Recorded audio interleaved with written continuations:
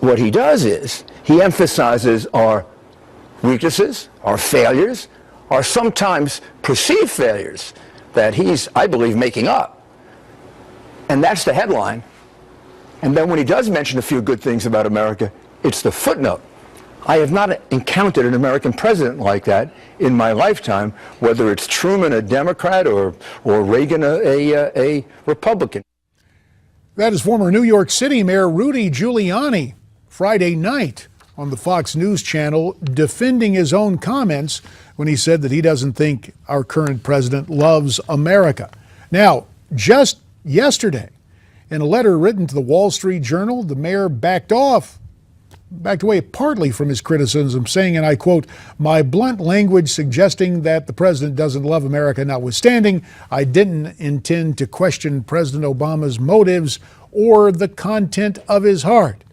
So, is Mayor Giuliani sincere, or is this an understandable reaction to the backlash created by his original observations? For more on the saga of Rudy, let's bring in Newsmax contributor and National Review columnist John Fund, who joins us from Newsmax, New York.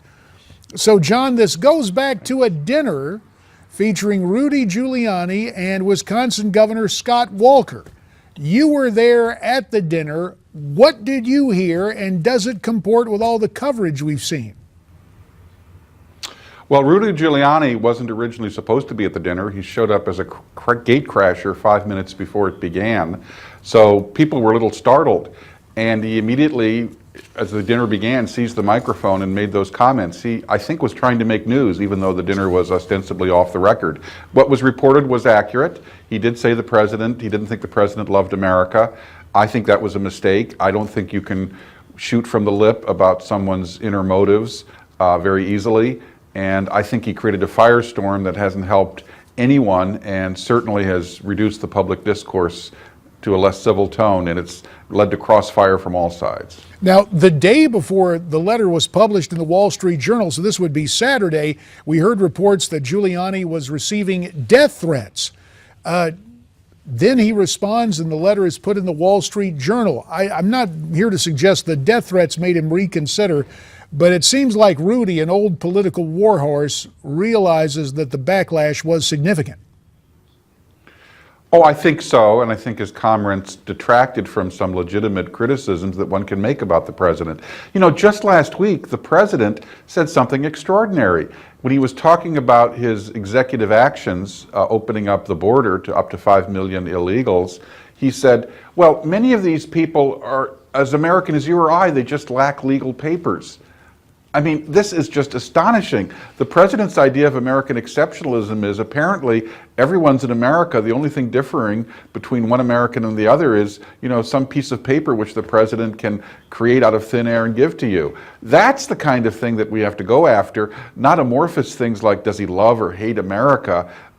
Look, the president has been elected twice. He convinced a majority of the American people he's a patriot. I take him at his word. But there's lots of things that make me question what kind of America the president wants. We've got about 4 minutes left in this segment, and mindful of that, and also the curious piling on effect, where now Scott Walker is being asked questions. You know, this whole notion of a double standard. You just mentioned an outrageous comment by the president that you talked about. You also wrote an article about, quote, perceived thought crimes and the double standard of the media.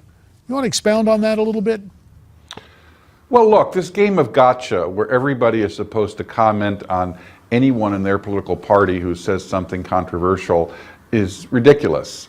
This is not what people, I think, are really interested in, but it makes great headlines and fodder for the newspapers and the cable shows. But look, Debbie Wasserman Schultz, the Democratic candidate, the chairman of the Democratic National Committee last year, said Scott Walker has been so much against women's rights, he's pulled their hair back and he's holding them back. I mean, that's evoking domestic violence language.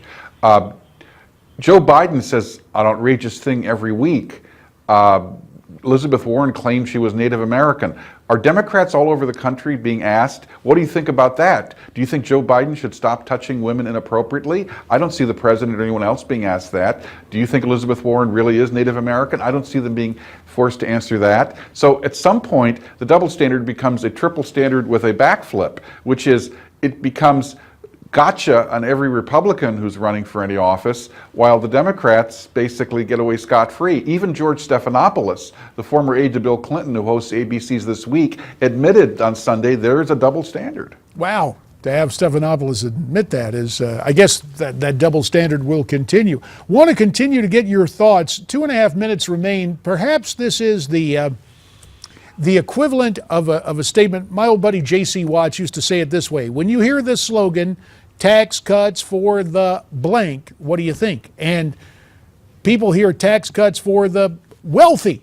Now there's a new poll from AP, it's done by GFK, and it shows that most Americans don't believe the wealthy are paying enough in taxes. 68% say the wealthy pay too little in taxes. That's even with the wealthy paying more of a share of taxes than anybody else.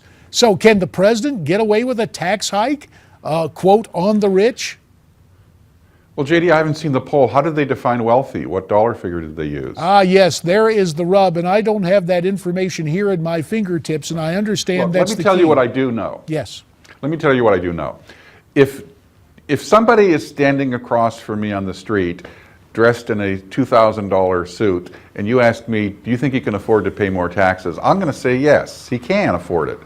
But the Reader's Digest for many years has conducted a poll asking the American people, regardless of what the income level earned is, what do you think is the maximum possible percentage of someone's income, regardless of how much they make, they should pay to the government?